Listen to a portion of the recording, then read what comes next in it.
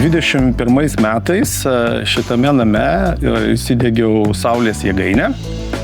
Kadangi sąlyginai nedidelis yra šito namo elektros įvadas, yra 10 kW, saulės jėgainė irgi buvo diegta 10 kW galios.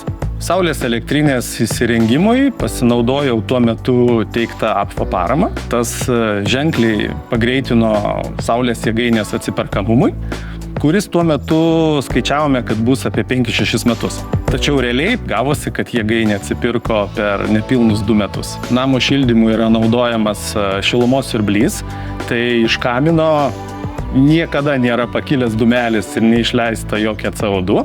Atsipirkus pačiai instaliacijai, gale dienos tu elektros energiją turi nemokamą.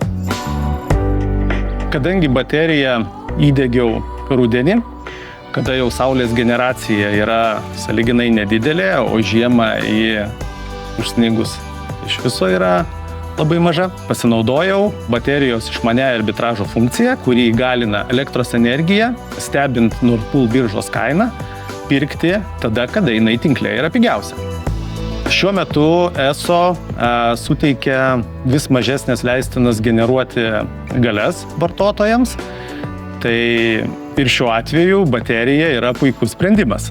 Baterija, kuri leidžia saulės generacijos piko valandomis energijos perteklių pasaugoti baterijoje ir praėjus piko valandoms patiekti atgal į tinklą. Baterija įsijungia akimirksniu ir dažnu atveju tu tiesiog nepastebi, kad dingo elektros energija ir sužinai tik tai gavęs ESO pranešimą, kad tinkle yra gedimas. Šiuo metu rinkoje siūloma išties nemažai įvairiausių baterijų sprendimų. Mano atveju išmanioji baterija ženkliai skiriasi iš jų visų tarpo. Savo išmaniąją funkciją ir galimybę pirkti elektros energiją tada, kada jinai yra pigiausia.